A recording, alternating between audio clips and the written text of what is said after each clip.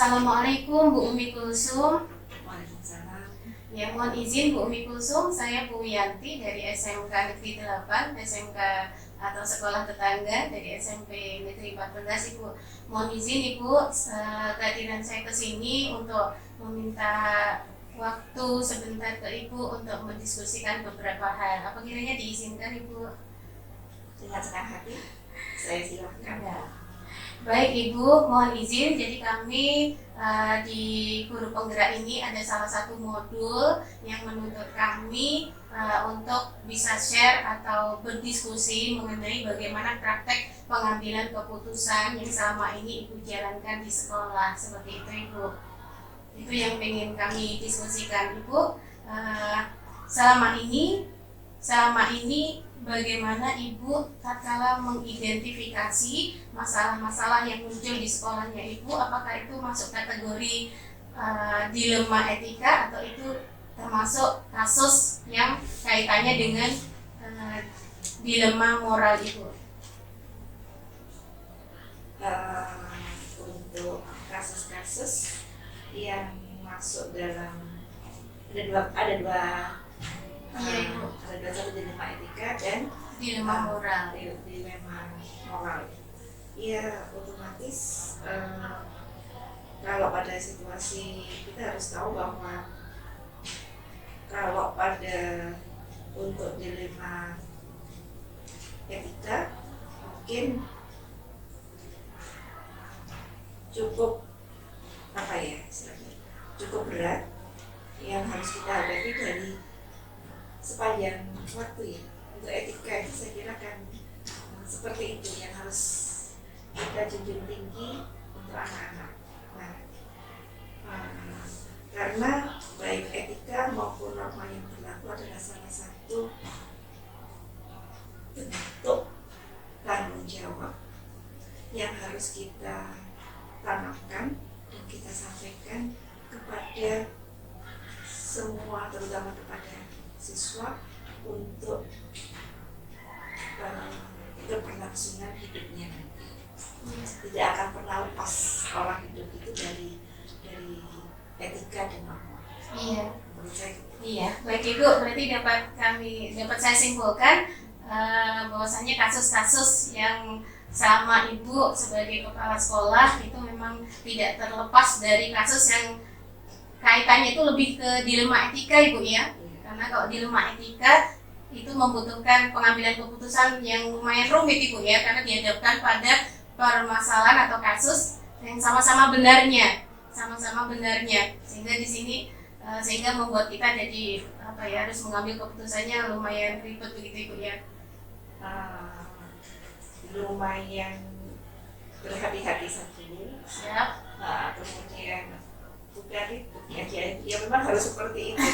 harus kita nikmati dan kita lihat prosesnya itu. Iya, karena kan etika itu tadi karena ya namanya tentu dilema itu. Iya. Mau ini harus melihat dari sudut ini, iya. Yang ini saya lakukan saya harus melihat dari sudut lainnya juga, mungkin seperti itu. Iya.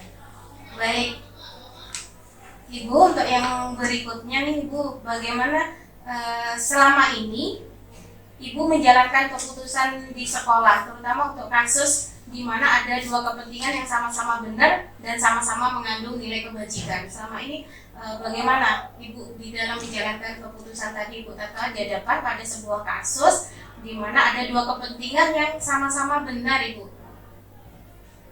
Kepentingan yang sama-sama dia dan sama-sama mengandung nilai kebajikan. Dua-duanya sama-sama benar. Iya. Dan sama-sama baik. Berarti kita harus satu untuk mengidentifikasi yang dalam kasus tersebut itu mengidentifikasi nilai-nilai kebajikannya apa dari satu sudut pandang tertentu itu. Kemudian dari situ kita identifikasi, kita tinjau adakah pelanggaran hukum yang istilahnya yang bertentangan dengan norma sosial, yang bertentangan dengan unsur-unsur yang menurut tadi itu baik dan kebajikan. Kemudian yang jelas saya sangat mengedepankan juga perasaan dan empati ya. Jadi kita harus naik turun juga untuk mengidentifikasi kasus tersebut, menaik turunkan perasaan ya, istilahnya kita memanage juga hati kita untuk supaya apa, nanti apakah keputusan ini yang akan saya buat itu apakah memang bisa berdampak positif dan betul-betul bisa didapatkan hasil dua kebajikan tadi itu selaras, tidak bertentangan lagi. Oh, siap-siap. Ya, gitu. Baik nih Bu Umi, nah kemudian biasanya nih Bu Umi langkah-langkah atau prosedur seperti apa yang Ibu lakukan selama ini Bu, langkah-langkahnya kalau Ibu dihadapkan pada dilema sama-sama dilema di mana nilai-nilai yang ada itu yang memang sama-sama benarnya seperti itu Ibu. Yang jelas kita kenali dulu apa yang bertentangan itu nilai apa saja. Nilai dari kebenaran apa saja yang bertentangan. Kemudian yang kedua ya otomatis saya mencari pelakunya atau siapa saja yang ada di lingkaran ini. Di lingkaran ini kemudian dari situ ya otomatis dengan diam dulu menggali fakta-fakta apa yang saya dapatkan di lapangan itu apa saja. Itu saya pribadi baik itu dari secara hukum, baik dari tingkat apa istilahnya secara kode etik keprofesional, karena kan guru harus tetap terpegang itu ya.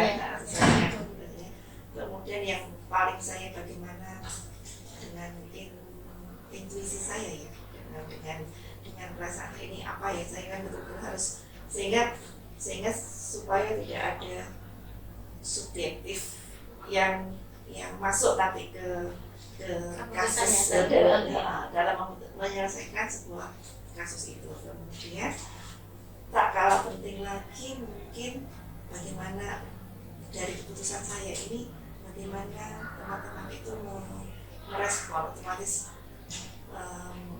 mempublikasikannya ya, dari hasil keputusan ini bagaimana kira-kira dengan hasilnya. Ini kan pasti nanti dari suatu kasus dan keputusan yang saya ambil kan pasti ada respon dari beberapa pihak, mungkin seperti itu yang kemudian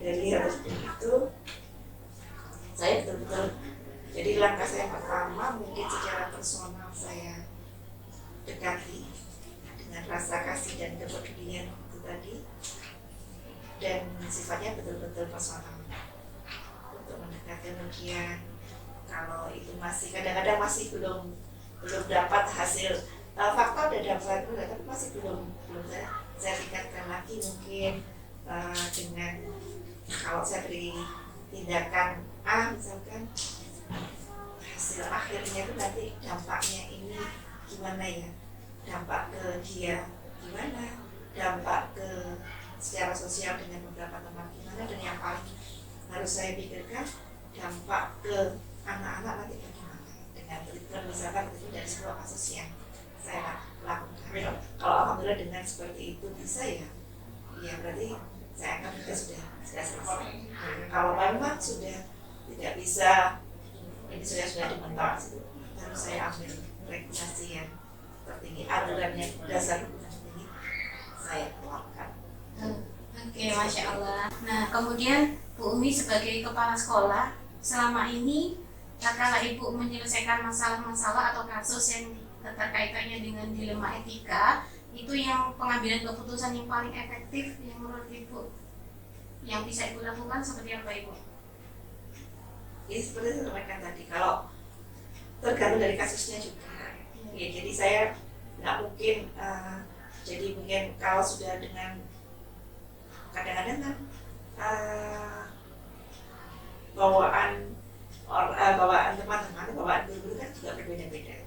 Ada kan dengan hanya rasa kepedulian, rasa istilahnya ada rasa empati atau rasa berbagi, mereka sudah selesai, ya sudah. Jadi ya sudah. Kemudian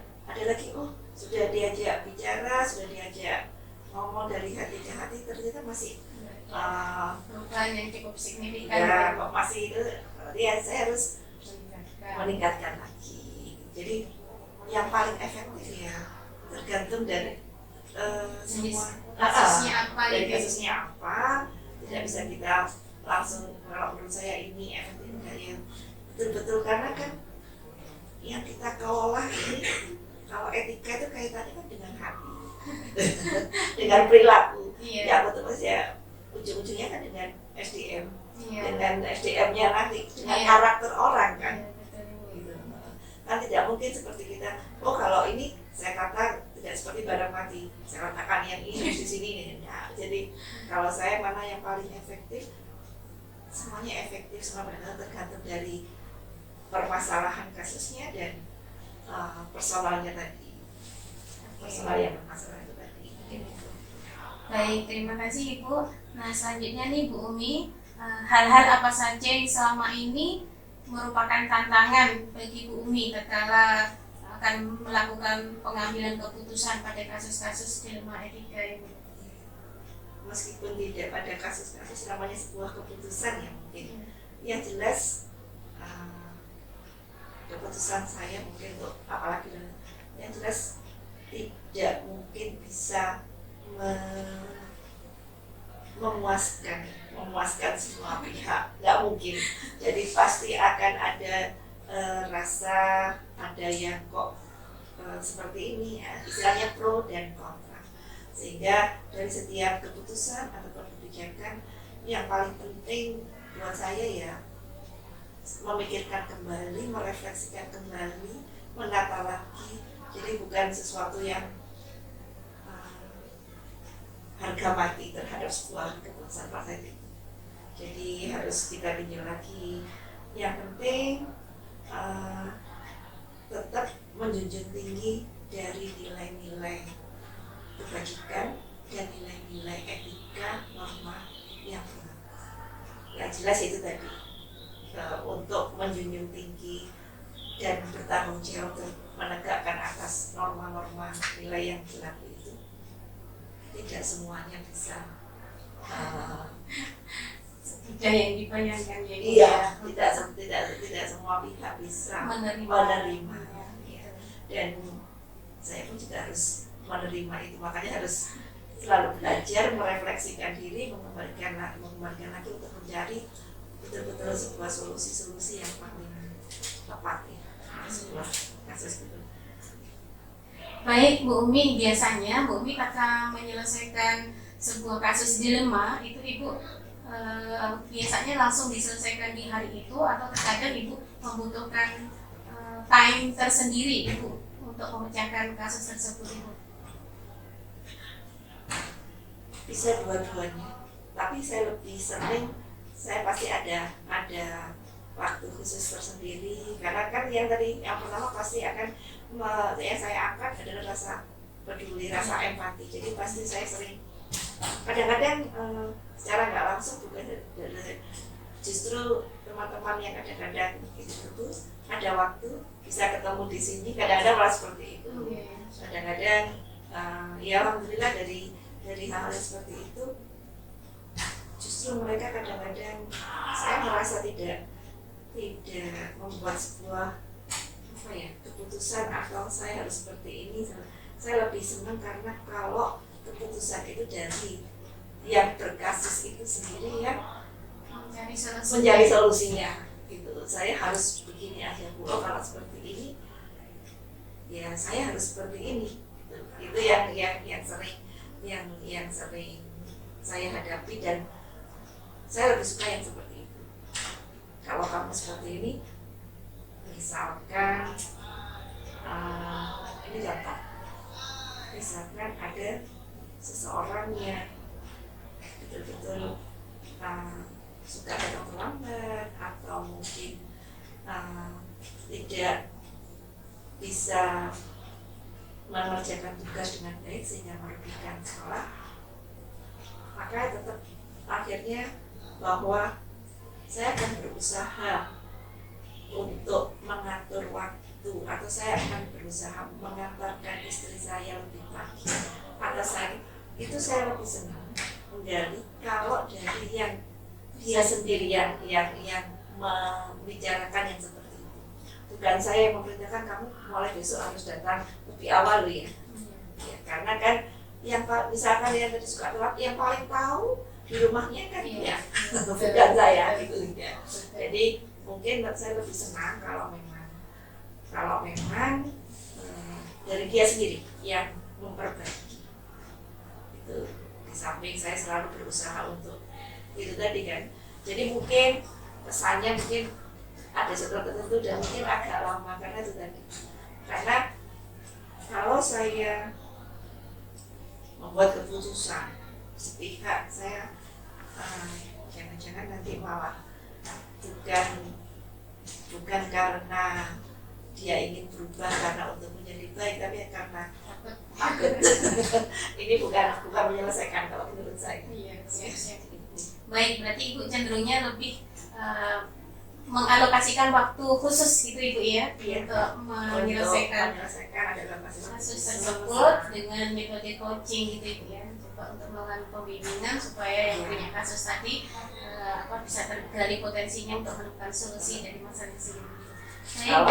Kalau memang dipandang sangat emergensi ya mau nggak mau kan ya harus diseling ya. Misalkan ada wali murid tiba-tiba datang ke sini membawa parang, nggak mungkin saya coaching lagi. Kalau yang dulu ini ya. Tapi kan kalau kebanyakan yang berhubungan dengan dilema etika kan seperti itu penyelesaian saya. Kalau yang saya tempuh. Baik Bu Umi, nah berikutnya nih Bu Umi, faktor-faktor apa yang selama ini sangat membantu atau mempermudah Bu Umi di dalam pengambilan keputusan, khususnya untuk kasus-kasus yang berkaitan dengan dilema etika Ibu? Kalau mempermudah saya kira masih saya harus masih banyak belajar juga. Tapi memang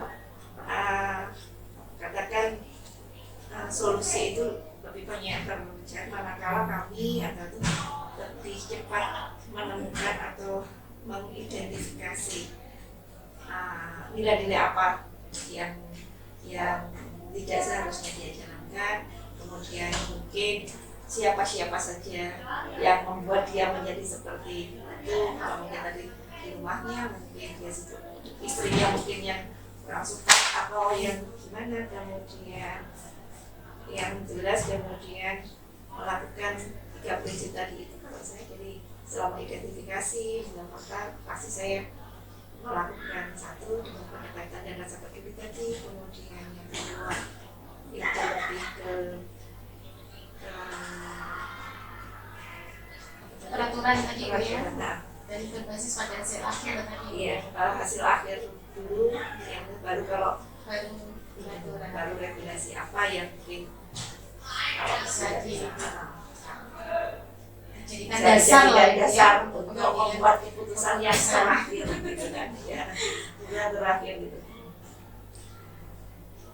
Baik Bu Umi, kemudian dari semua hal yang telah Ibu sampaikan, pembelajaran berharga apa yang dapat Ibu ambil dari pengalaman Ibu tatkala mengambil banyak keputusan yang kaitannya dengan dilema etika Ibu? Yang jelas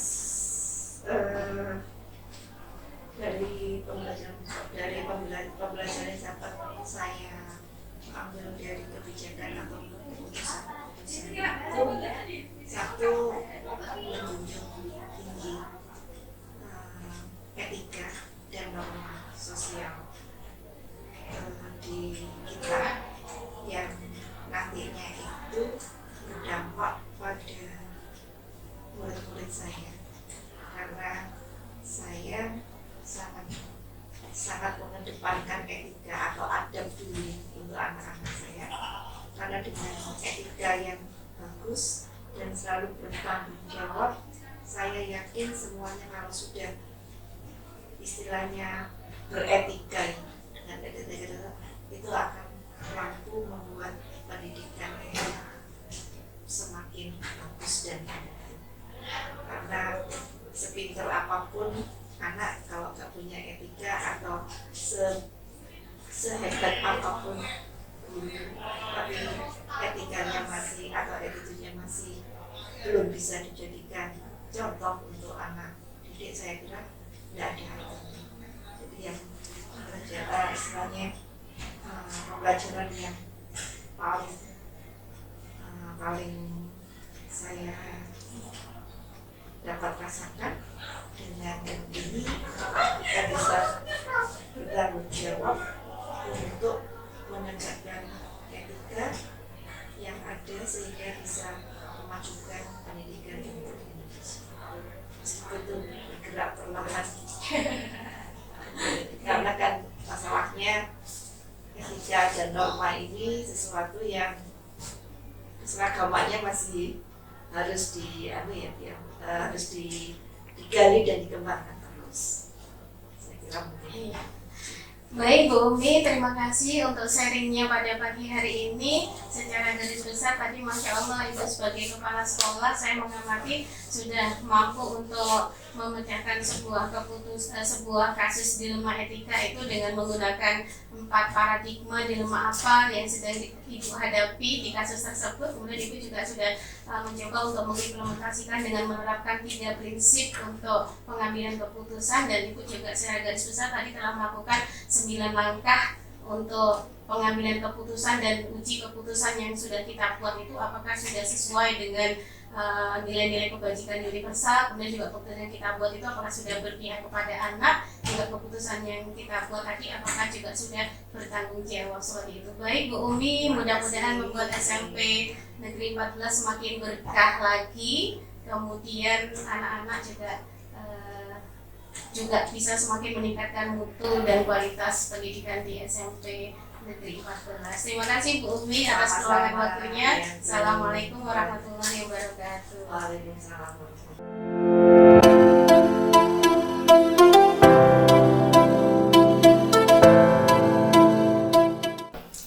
Assalamualaikum Bu Mastini. Waalaikumsalam warahmatullahi wabarakatuh. Bu Mastini, mohon izin memperkenalkan diri. Saya Bu Yanti dari SMK Negeri 8. Ibu mohon izin pada kesempatan kali ini saya meminta waktu Ibu untuk berkenan saya wawancarai. Apa Ibu kiranya ada waktu Ibu? Baik Bu Mastini, pada kesempatan siang hari ini kami sebagai calon guru penggerak angkatan ke-7 itu mendapatkan tugas, salah satunya adalah kami diminta untuk belajar bagaimana implementasi pengambilan keputusan yang telah Ibu jalankan selama ini yang ada di sekolah Ibu tatkala memecahkan berbagai macam kasus yang ada di institusi Ibu, seperti itu Ibu. Baik Ibu, mohon izin bertanya, selama ini apa yang Ibu lakukan untuk mengidentifikasi bahwasanya kasus yang sedang Ibu tangani itu adalah kasus yang berkaitan dengan dilema etika, dan bagaimana pula Ibu mengidentifikasinya bahwasanya kasus yang akan Ibu putuskan itu adalah kasus yang ada kaitannya dengan rujukan moral Ibu. Terima kasih. Saya ucapkan terlebih dahulu selamat untuk lulus dalam calon guru penggerak angkatan 7. Mudah-mudahan penjenengan nanti diberi kelancaran dalam menjalankan semua tugas-tugas yang diberikan oleh negara sampai dengan lulus menjadi guru penggerak. Berkaitan dengan pertanyaan yang Ibu tadi tanyakan pada saya, tentu saja dalam kehidupan sehari-hari banyak sekali ya kasus-kasus yang dihadapi, terutama oleh saya selaku yang diberi amanah oleh negara gitu ya. Kalau berkaitan dengan bujukan moral, jelas kita lebih mudah ya untuk mengatasinya, karena kalau bujukan moral itu kan right or wrong, jadi patokannya jelas kalau kita apakah ini sesuai dengan aturan dari entah itu dari kementerian, entah itu dari dinas dan sebagainya. Sehingga kalau untuk berkaitan dengan bujukan moral, kita dapat dengan leluasa ya menentukan dan melakukan pembinaan, misalnya manakala ada guru karyawan ataupun siswa-siswa yang mengalami kasus seperti itu. Aturan panduannya jelas. Jadi kalau misalnya ini berkaitan dengan guru karyawan, di situ ada semacam tupoksi apakah mereka mematuhi kedisiplinan dan sebagainya. Kalau siswa ada rambu-rambu berupa contohnya adalah ketertiban misalnya yang sudah ada di dalam buku. Kalau di sini di sekolah kami di SMP 16 ini ada buku tatib yang mengcover bukan hanya pelanggaran tetapi juga penghargaan. Nah, jadi ketika misalnya anak sedang melakukan terlambat misalnya, nah di situ sudah ada rambu-rambunya. Itu kalau rujukan moral. Nah, berbeda dengan yang dilema etika. Namanya juga dilema ya. Nah, jelas penuh dengan dilema di situ. Karena apa? Ada hal yang harus dipilih oleh saya, misalnya ada guru yang sedang punya kasus X begitu. Oh, ini benar dan ini benar. Nah, jadi di sini yang dibutuhkan wise dari seorang pimpinan, wise juga dari seorang yang sedang bermasalah, mencari win-win solusinya seperti apa. Baik, Masya Allah. Terima kasih Bu. Berikutnya nih Bu, bagaimana Ibu selama ini menjalankan keputusan di sekolah, terutama untuk kasus-kasus yang kaitannya dengan dilema etika, di mana ada dua kepentingan yang sama-sama benar atau sama-sama mengandung nilai kebajikan. Nah, bagaimana Ibu menjalankan keputusan terhadap kasus tersebut, Ibu? Tentu saja kalau berkaitan dengan dilema etika ini harus ada hal-hal yang kita jadikan skala prioritas ya. Ini sama-sama benar, tapi kita harus memilih mana yang harus kita pilih begitu kan kalau dilema etika. Jadi ada beberapa step mungkin ya yang harus dilakukan. Terutama kalau misalnya saya disuruh mengambil kebijakan misalnya, ini benar, tapi mana yang harus saya pilih? Ada banyak hal yang menjadi pertimbangan, salah satunya, ini faktor resikonya lebih tinggi. Kalau misalnya seperti ini faktor resikonya lebih rendah. Nah, otomatis kita yang mencari yang faktor resikonya lebih rendah. Terus yang kedua mungkin mana yang lebih membawa dampak bagi orang lain. Kalau dampaknya pada orang yang lebih banyak begitu, ini oke, tapi dia bisa berdampak pada sistem gitu. Nah, otomatis kalau yang seperti ini kita akan memilih opsi yang lainnya begitu. Jadi ada beberapa pertimbangan termasuk juga dengan kondisi apa yang terjadi kepada, kalau ini kaitannya dengan guru maka apa yang terjadi dengan beliau. Jadi artinya kita harus kondisional, memperhitungkan banyak unsur ya, mana yang lebih memungkinkan untuk diambil keputusannya. Iya. Baik, kalau dapat saya simpulkan dari pemaparan Ibu, kalau Ibu dihadapkan pada dilema yang sama-sama dibenturkan pada nilai yang sama-sama baiknya tadi adalah lebih menggunakan prinsip dampak kebaikan pada masa mendatangnya itu seperti apa gitu Ibu ya. Baik, Ibu berikutnya biasanya nih apa yang langkah-langkah atau prosedur yang Ibu lakukan atau yang biasa Ibu lakukan selama ini Ibu? Langkah-langkah atau prosedurnya? Prosedur kalau Ibu akan mengambil sebuah keputusan berkaitan dengan kasus yang ada kaitannya dengan sebuah dilema. Oke. Kalau misalnya ada yang seperti itu, maka yang pertama, ini kalau ini kasus dihadapi oleh individual ya, maka saya harus melakukan konfirmasi pada yang bersangkutan sejauh apa permasalahan yang dihadapi sehingga saya bisa memberikan solusinya juga lebih tepat gitu. Kalau ini berkaitan dengan kebijakan yang ada di lembaga, maka yang jelas saya walaupun di sini adalah pimpinan, tetapi saya tidak bisa melangkah sendiri. Maka yang harus saya lakukan adalah saya koordinasi dengan para staf saya. Ada permasalahan begini, maka apa masukan dari teman-teman staf? Nah, baru setelah nanti kalau ini berkaitan dengan lembaga tadi, apa masukan dari staf, kita rumuskan bareng-bareng sehingga keputusan ini adalah keputusan bersama. Barulah kami keluarkan ke semua intern kami ya, entah itu guru karyawan, terutama kalau juga ini berkaitan dengan kebijakan yang menyangkut entah itu siswa ataupun juga dengan wali murid kami. Baik, terima kasih Bu Umi. Untuk berikutnya nih Bu Umi, selama mohon maaf sekali. Menurut Bu Mastini, apa pengambilan keputusan yang paling efektif yang Ibu implementasikan selama ini untuk memecahkan kasus atau permasalahan yang berkaitan dengan dilema Ibu? Yang paling efektif adalah bagaimana mencari yang jelas harus melihat dari akar permasalahannya. Itu tadi yang saya katakan bahwa saya harus melakukan konfirmasi secara mendalam kepada yang bersangkutan. Kalau ini berkaitan dengan individu, kalau ini berkaitan dengan lembaga, kami harus merunut terlebih dahulu apa permasalahannya dan apa opsi-opsi yang menjadi pilihan.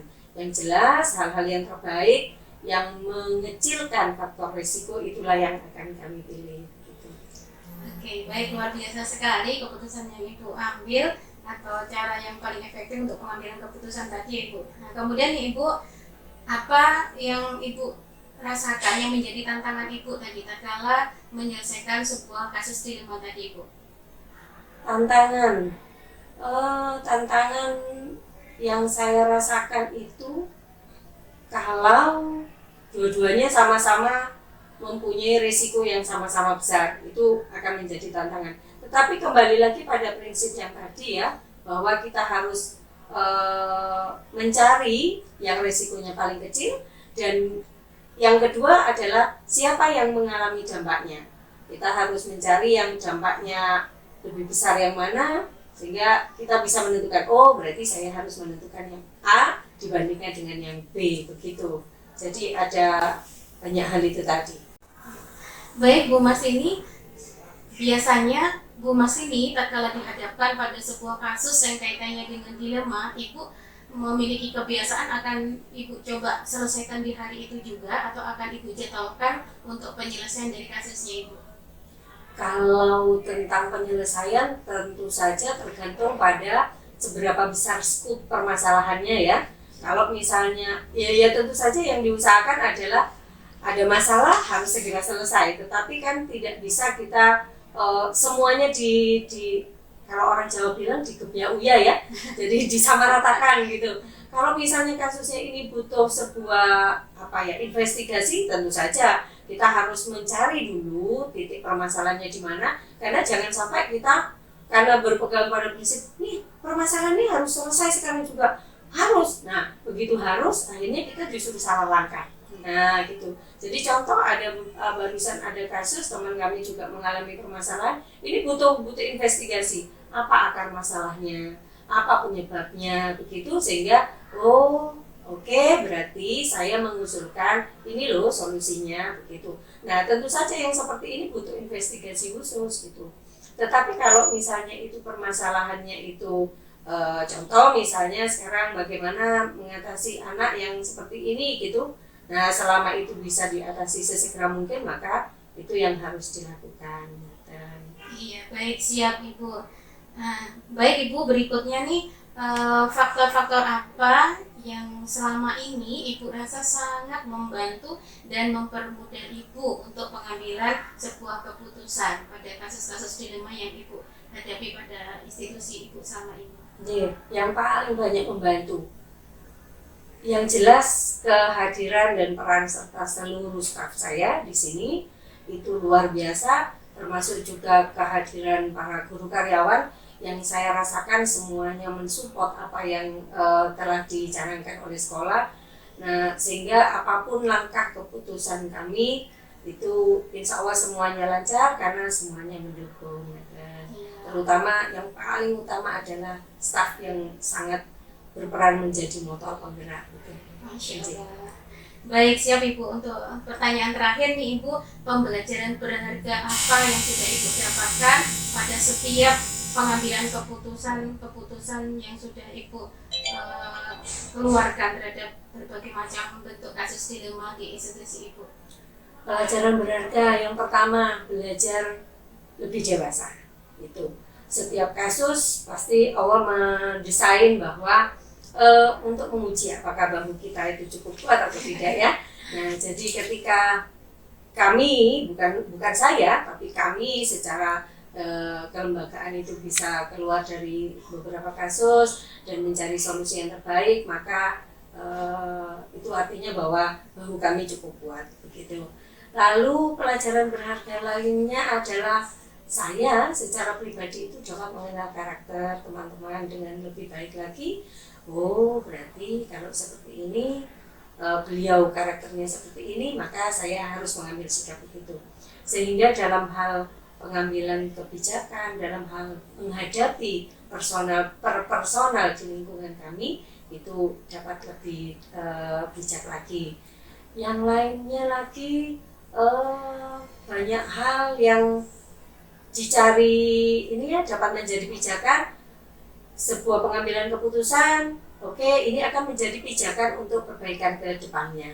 Nah, itu beberapa banyak hal yang menjadi pelajaran untuk saya dan teman-teman di lingkungan sekolah kami. Masya Allah. Baik Bu Mastini, dari dialog atau wawancara kita pada siang hari ini dapat mungkin secara garis besar saya memberi kesimpulan Ibu sebagai seorang pemimpin sudah sangat luar biasa, sudah memiliki keterampilan untuk memecahkan berbagai macam dilema etika dengan sangat bijak, karena Ibu telah mampu untuk menerapkan 4 paradigma pengambilan keputusan, kemudian juga sudah di dalam pengambilan keputusan juga sudah berdasarkan 3 depannya seperti apa, termasuk dengan prinsip rasa peduli tadi Ibu. Dan Ibu juga sudah mengimplementasikan langkah-langkah atau 9 langkah di dalam pengambilan keputusan, dan teruji keputusan yang sudah diambil itu sudah cukup tepat atau belum. Baik Ibu, mudah-mudahan kehadiran Ibu sebagai top leader di SMP 16 ini mampu mengantarkan SMP 16 menjadi sekolah yang semakin baik lagi mutunya, kualitasnya, dan semakin bisa memberikan keberkahan karena semakin berpihak kepada anak dan tetap bisa menjunjung tinggi nilai-nilai kebajikan universal yang sudah menjadi visi-misi sekolah. Terima kasih banyak Ibu luangkan waktunya. Sami-sami. Undur diri dulu. Assalamualaikum warahmatullahi wabarakatuh. Waalaikumsalam.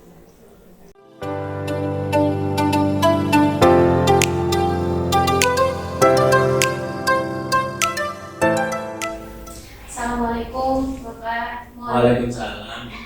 Mohon izin memperkenalkan diri, saya Bu Yanti dari SMK Negeri 8 Bapak.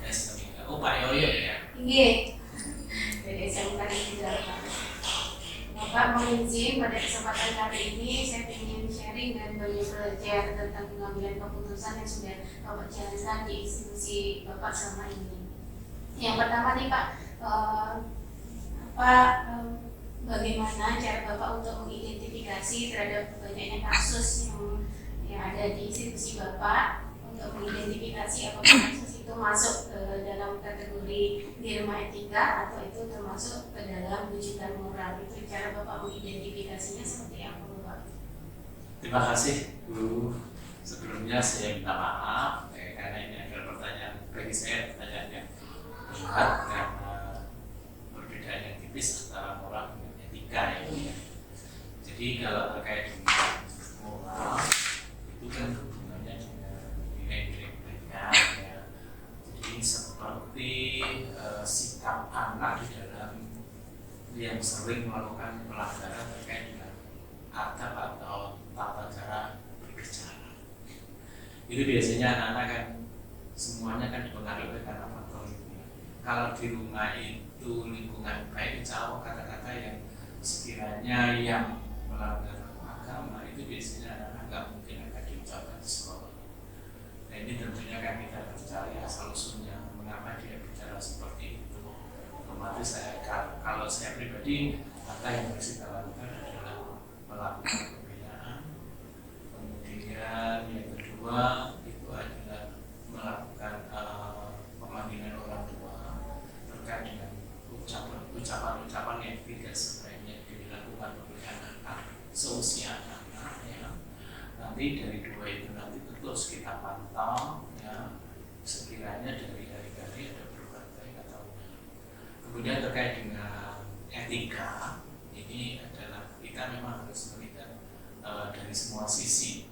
Artinya karena di sini adalah sama-sama baik, tentunya kita harus melihat dampak secara umum yang dampak positif, meskipun sama-sama positif, tapi dampak secara umum baik untuk siswa, baik untuk guru atau baik untuk sekolah itu mana yang lebih banyak yang membawa dampak terbanyak itu yang kita ambil. Contoh misalnya di dalam proses pembelajaran. Ini dalam proses pembelajaran kita itu sebagai guru kan sudah diamanai oleh pemerintah tugas tidak hanya mengajar tapi kan juga mendidik. Dan mendidik ini kan tidak sekedar mentransfer ilmu saja, tapi betul-betul kita itu memberikan pendidikan karakter dari ucapan, sikap, perilaku pada karena guru itu adalah teladan, jadi gurunya harus memberi keteladanan dan contoh yang baik. Ya, misalnya dalam memanfaatkan waktu, ya, menghargai waktu, disiplin waktu. Jangan sampai kita itu ngomong harus tepat waktu, tapi gurunya sendiri tidak tepat waktu. Ya, itu kan dari hal-hal yang kecil. Itu berkaitan dengan etika.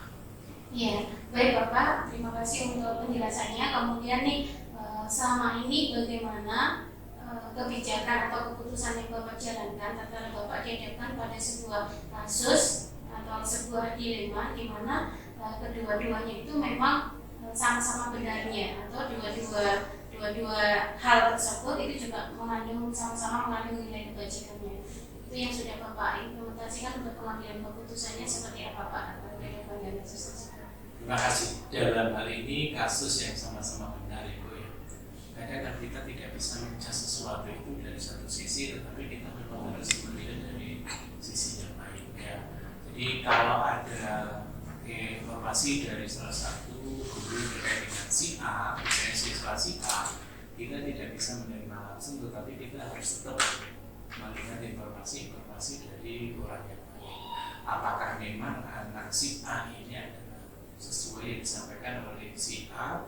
Kita harus istilahnya adalah mengklarifikasi dengan si B ya.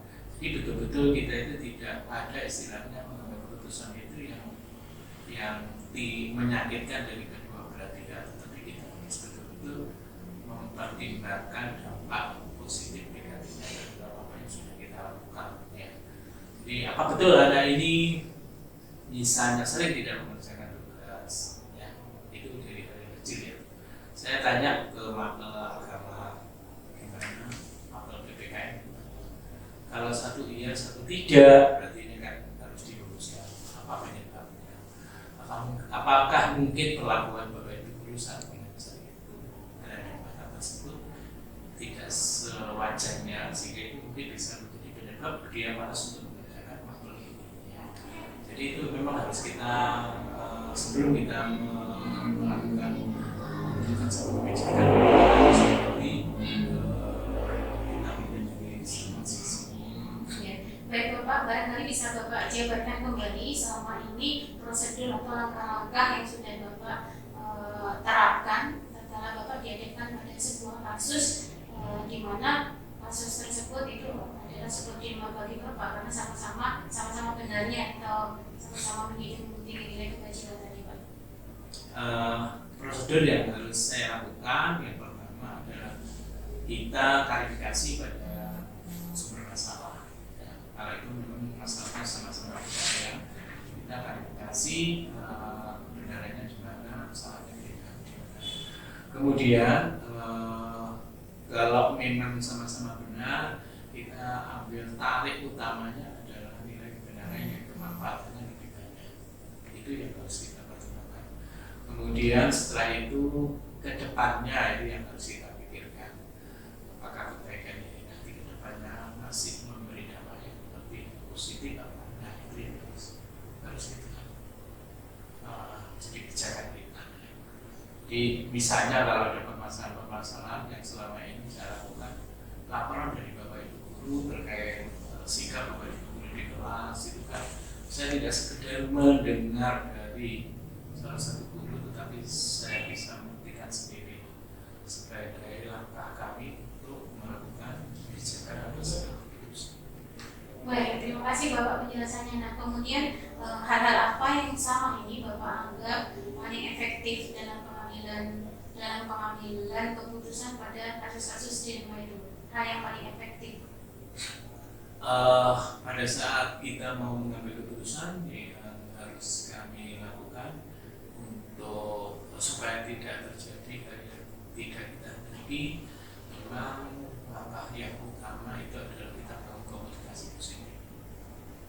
Nah, kemudian kita berpikiran positif kemudian kita sering melakukan evaluasi setiap kita mau melakukan atau setelah kita melaksanakan kegiatan program.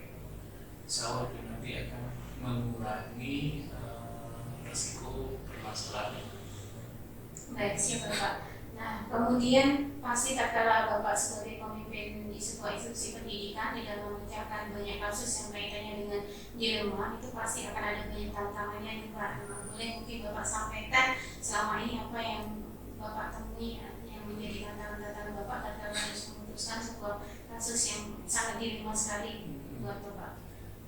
Tantangan yang saya hadapi otomatis saya harus berhadapan dengan orang-orang yang memang tidak sevisi dengan saya. Itu pun saya tidak akan melawan, ya, tetapi kita akan berusaha untuk bagaimana menyadarkan mereka untuk bisa sevisi dengan kita, ya. Jadi dengan kita menghargai apa yang kita lakukan, meskipun itu hal sekecil apapun, insya Allah dengan perlakuan itu dia pun nanti akan bisa sevisi dengan visi kita. Jadi kita tidak bisa harus memaksakan, tapi ya adalah membangun kesadaran untuk berubah lebih baik tanpa masalah. Siap Bapak, luar biasa sekali. Nah, kemudian ini Pak, tatkala Bapak dihadapkan pada sebuah kasus dilema, biasanya Bapak tuh tipikal yang ingin segera menuntaskan kasus itu di hari itu juga, atau Bapak terkadang membutuhkan waktu khusus untuk memecahkan atau untuk keputusan terhadap kasus dilema yang sedang Bapak hadapi, Pak. Intinya kita nggak keburu-buru saat kita mengambil satu keputusan atau sebuah dilema, tetapi kita harus mencari sisi positif dari semua ini. Jadi kita tidak hanya sekedar mengejar waktu, tapi kita harus berhati-hati pada saat kita membuat satu kebijakan. Jadi betul-betul kebijakan itu adalah yang memang betul-betul di atas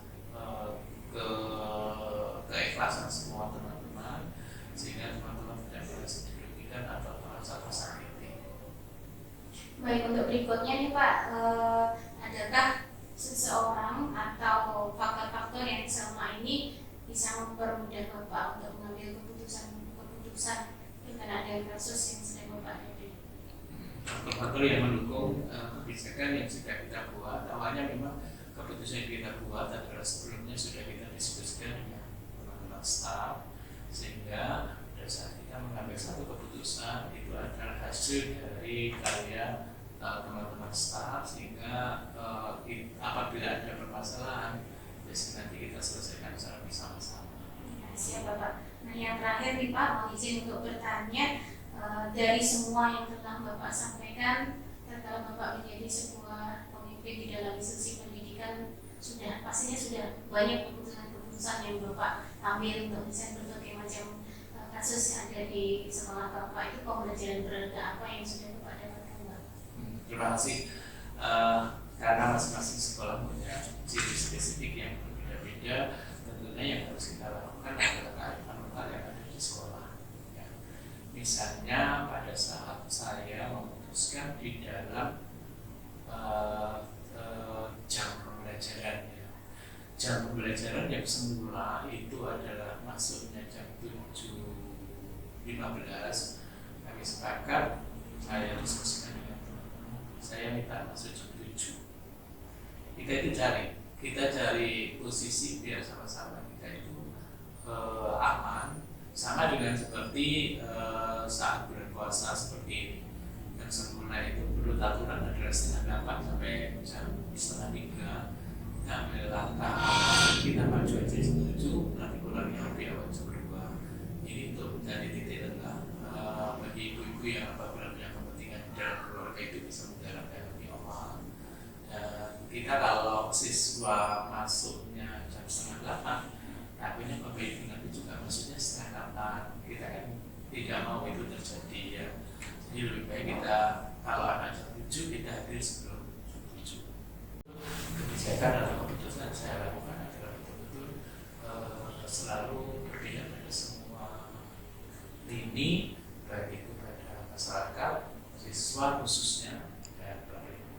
Ya, Masya Allah. Baik Bapak, terima kasih banyak atas kesempatan untuk sharing dan berbagi pengalaman tentang praktek pengambilan keputusan yang sudah Bapak lakukan selama ini, dan Insya Allah apa yang sudah Bapak implementasikan itu memang sudah sesuai dengan teori yang kami pelajari, begitu Bapak ya, bahwasanya tatkala mengambil sebuah keputusan itu harus kita mampu untuk mampu untuk menganalisis itu termasuk paradigma apakah individu lawan kelompok atau kebenaran lawan keadilan dan seterusnya. Tadi Bapak juga sudah mengimplementasikan pengambilan keputusan dengan berdasarkan 3 prinsip. Dan tadi saya garis besar Bapak menyampaikan keputusan-keputusan yang sudah Bapak ambil itu adalah berbasis pada kemaslahatan secara luas itu Bapak ya.